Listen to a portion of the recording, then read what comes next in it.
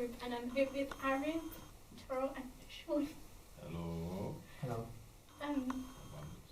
So, my first question is, do you think horror films show mental health in a realistic way, or do you think it's exaggerated?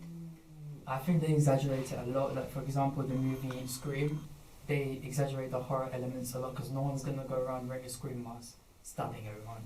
So, and same for Smile as well. Okay, Taro?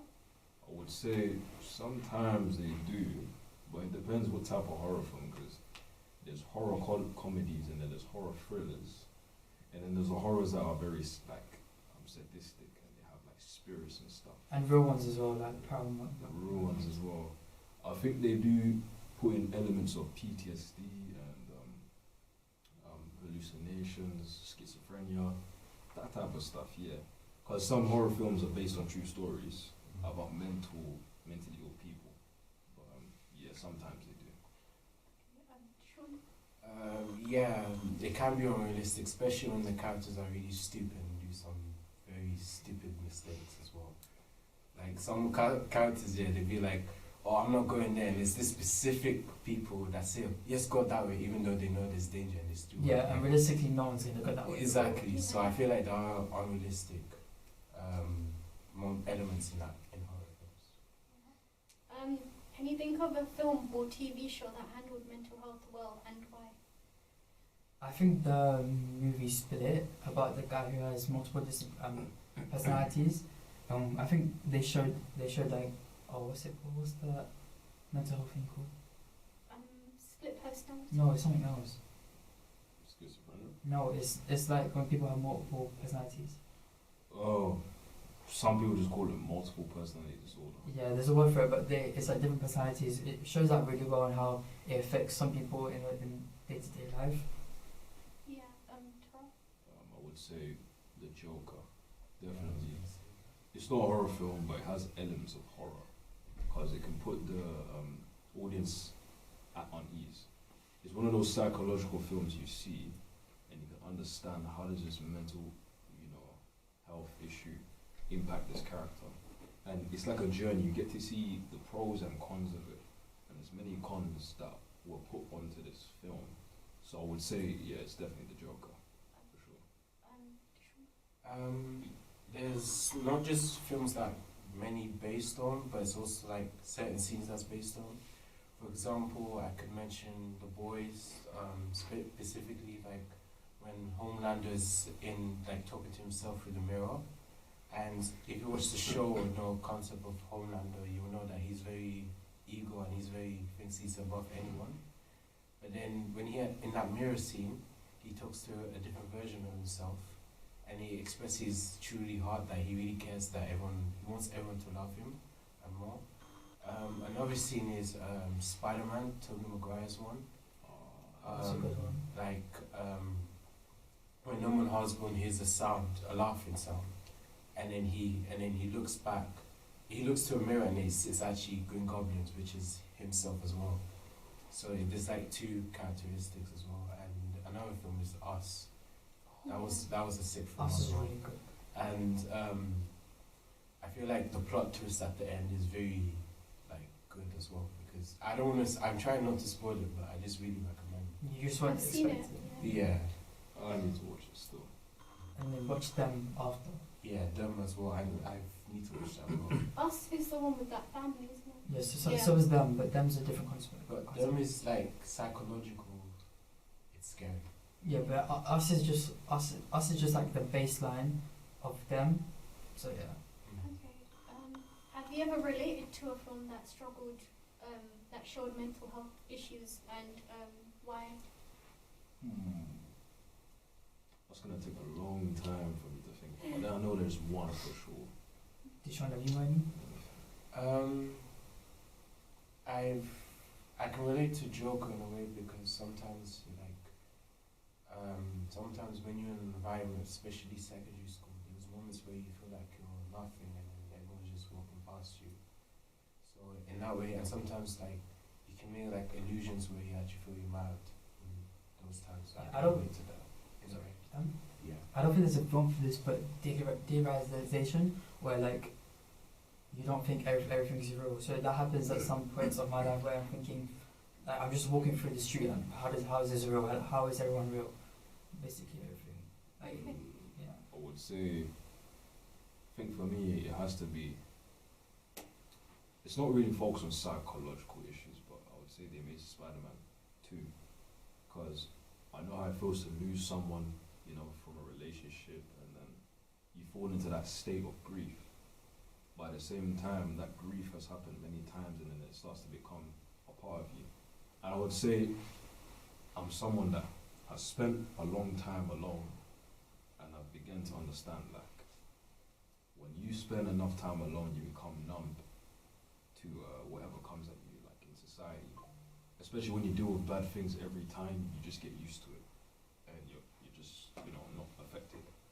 But I think as humans, it's good for us to feel these emotions, because we know that there's still a part of us that has humanity inside of us. Or else, if you didn't feel these emotions, you'd be like a machine, and that would take away from your humanity. So yeah, that's pretty much what I could think of. How do you feel when horror films use mental illness as part of the story? Does it raise awareness, or does it make everything worse? I personally think it raises awareness because it shows like the different type of mental health awareness or like physical disabilities that other people may like have in real life. So, for example, if someone struggles with bipolar disorder and they make a movie about it, that person might relate to it in a certain way and make it like their favorite movie because it's just talking about them in a way. Sometimes it could make them, you know, it could be exaggerated too much, especially with people who are already dealing with those issues. They may come up with a scenario in their head where whatever's going on in this film could happen to me as well. Especially if it looks so realistic on screen. It may lead people to overthinking, because I've heard stories where people have had sleep paralysis demons and come into their dreams and they've almost died from it. That type of stuff, especially with the things we watch, that can lead to, you know, having nightmares and so on. So, and I think people who are, you know, having those mental issues, they're more sensitive to that. So it could be pretty unsafe, but at the same time, it gives them an idea of how it could be in a consequence. Yeah, I think it also shows awareness. But it can also give like, can be not be aware. It can be awareness, but it can give like a stereotypical way as well. Because the reason why I say it can be stereotypical way, because you know how like internet and all of that, sometimes they might not take, they won't take everything seriously, and they might use that the idea of that illness from the movies, and then yeah, but it can be awareness as well, because overall mental health is not really taken seriously. Only now is they trying to do a bit more, but I feel like when you think about mental health, you think about like anxiety and depression, but no one really thinks about like actual creating another reality of a different illusions or a different version of yourselves.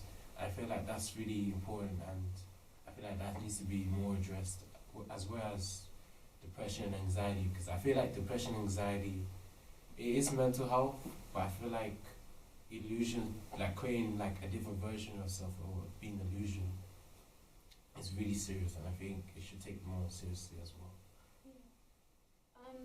In your culture or family, is mental health something that's talked about? No, I think culturally it's not, because it really depends where you're from as well. Because if you're from like maybe I don't want to be stereotypical, but maybe a Commonwealth country as well, so they might say it might not be taken seriously, because because other religion has a bigger impact in Commonwealth countries. So when the moment you tell your parents or family, or you have mental health, specifically you live in those countries, they might say there might be a demon inside of you, or they just want help as well. But I feel like here, because here is more diverse and there's more knowledge coming here, I think it's taken more seriously now. So it really depends your cultural background, but it doesn't necessarily have to be cultural background, because it can be from those countries, but it's just your family particularly? Yeah, for me, for my dad's side, as they were born in Pakistan, they don't really like think mental health matters that much. As whereas my mom's family and my mom were born here, they care about mental health. So like almost every Friday that we go over, we always talk about how we're feeling, like if we need help with anything. So I think that's a really good thing that we always talk about mental health. But just with my mom's side, my dad said they don't really care about mental health. They don't think it's true. Yeah, my mom came from her country, but she also came here, and I was born here. I think her perception of mental health has become more talked about because she's also suffered from certain, illnesses too. Nothing too crazy, but like, the average stuff. Also I have as well, and she's become more aware of that. She's wanted to, speak about that more with other people. And yeah, the Sean's right. Even in some families and cultures, they just brush it off because they think, it could be demons and stuff like that. It could be, but it's not always the case, isn't it? Because if you look from a psychological point of view, these stuff that happens in this world can affect the brain quite a lot, and people take in things differently. So yeah, me and my mum, we do speak about that stuff a lot. Yeah, I feel like with like parents, like even like Asians, even like families and stuff, like as when they're like kids and stuff, with that time, that probably wasn't really spoken about much, but because like they've moved here and stuff, things are moving quite progressively. I don't know how to explain it, but like that's probably why they talk about it more. Because like in the UK, like especially immigrants, you follow the way of like not the way, but like your mind, your whole perspective of life changes because life is different from the UK to wherever you're from. Yeah. And because how the UK deals with situations, and maybe because they face mental health for themselves as well, if that makes sense. Mm. They might feel the same way you're feeling. Because from moving from a country to another country, and the fact that you have children and sometimes you don't have papers or legal documents to work, can be a lot of stress. So I think what you said is, I understand. Yeah. Do you think different cultures view mental health differently, and do you have examples? I don't have any examples, but I feel like each culture deals with different mental health differently. But I don't have really any examples. Sean? What was the question? Do you think different cultures view mental health differently, and do you have examples? I believe so, but it's hard to find examples because, like I said, different countries have different mindsets. So set of people might have different higher mindsets or whatever. So it really depends on their mindset as well. I think people in America and the UK, they're more sensitive when it comes to, mental health. But people in like Europe and Africa and Russia, them areas there in East, yeah, they're more so like, they don't think about it, they don't let it get to them because they're more traditional. And back in the old ages, our ancestors, they had to hunt and they couldn't have time to really dive deep into their emotions because they was always doing something. They were always doing something productive for survival. So now that we're more comfortable, people are more they're more sensitive now, and they're more speaking about their emotions now. But before, it wasn't really like that as much. So I think in the West, it's mainly about mental health. How do you think cultures or traditions affect how people deal with their mental issues?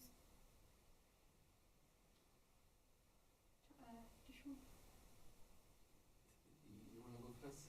What's the question again? So it's like, how do you think different cultures and traditions affect people and how they deal with their mental struggles? It's kind of similar to the other question, but I would say from what I've seen, African households are very tough, and even Asian households too can be very tough, from what my friends have told me. English households kind of rough, but they're kind of soft at the same time on their kids, because like I said, in the West, they're more so keen on mental health. But in other cultures, they don't care. They just say what's real, and people take it differently. Like I said. Shuni. Yeah, pretty much like 12 because I grew up in a Caribbean household, particularly a St. Lucian household. So, from my experience, I never really shared my mental health with my with my family. But I guess they would. I think there was a few times where I have told them my mental health, particularly my sister and my mom. My dad's a bit more like hardcore solution. So, but yeah, I think like because they know my situations for me like having like a medical condition, like me almost facing death, so much surgeries, and then top of that I have speech problems. So, and then if I tell people like certain ways of like the way I speak sometimes, so how I pronounce words might be different. So, and then some people might laugh at me, so it really affects my mental health.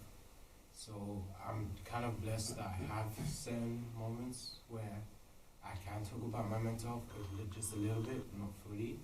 But again, it's up to me if I want to like push it and have the strength and boldness to express my mental health as well. So I feel like that's in a way, because I feel like some people, I think like even including me, yeah, you might think we don't have people, but we actually do have people to talk to our mental health. It just really takes with boldness, and I really respect more with people who actually like share their mental health, because sharing your mental health and sharing your mental like your problems is very hard, and it's like, and when people have a chance to tell me, I really respect them and just hold it and just support them. So I think what the real answer is for this, it really takes boldness to. It doesn't. Not everyone has to be boldness, like be strong to tell. But once you have boldness, then it's really gonna help you as well. You just need a worthy person to give you a decent advice as well. So yeah. No, but everything they said is pretty much everything. So personally, what do you think stops you from talking about your mental health and like your family? For me, it's just not only say that I like keeping everything to myself. Like, that's actually the only people I'll probably talk about my mental health to is probably my older cousin, because she basically knows every single thing that's happened since year 8. So she's the only person I'll tell. Tara? It's the fact that I don't want them to worry too much, and I'm someone that is very used to being able to take certain things and just move on from it, because it's the way I've adapted. But if it's something serious that's very urgent, I will say something. But if it's minor things that I've not let take over my day, I don't feel the need to tell anyone, you know. And sometimes people don't really care, you know. But yeah, no, honestly, people, when you explain your problems to someone, like let's say like just a friend or an associate, they'll be like, "Oh, I'm sorry, bro, it's bad. Like, sorry that happened to you." And then But they like, just why move on. people don't know what to say? You know, they can just say it honestly, because I feel like as people, we need to be more honest with ourselves. So if you were to tell someone how you're feeling mentally, what would you expect them to say to you? Well, if they're gonna choose to listen, and if they actually have like a solution, you know, it would be nice if they said something. But if they don't, they can obviously tell me that, "Oh, I don't know what to do to help you," and I'll be fine with that, you know. Or would you feel kind of relieved that you expressed yourself? Yeah, I would feel like I, you know, did the right thing and didn't keep it in as much. But more so on their behalf, it's what they do once they listen to you. You get me? Yeah. Because I feel like we shouldn't expect too much from people, because we can't all solve everyone's problems. Yeah. But yeah, that's my take on it.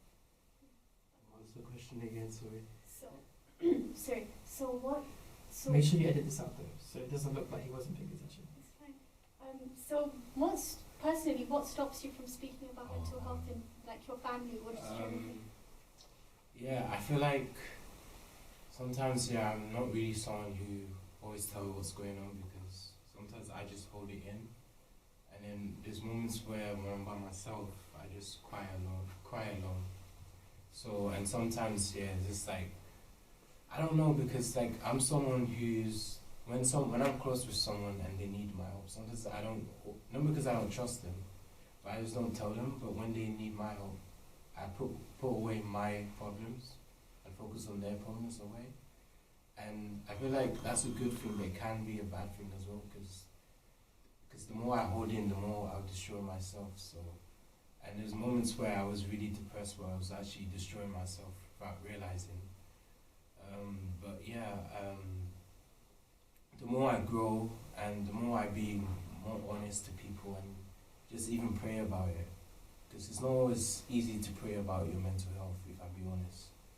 But I feel like when you pray, and I'm saying this for future reference, like whenever I feel depressed, I can just say, I don't have to say a massive prayer, because sometimes I can be emotional, but if I say a little prayer, if that's gonna help me, then I believe so. But yeah, I feel like, and also because like the world doesn't really take serious of men's mental health. Yeah, I was literally just gonna say that. Men's mental issues, and because like, I mean, the world focuses about women's mental issues, which is not bad, I'm not saying that, but it's just like, if a woman gets raped or sexually abused, that affects their mental health, then take it more seriously.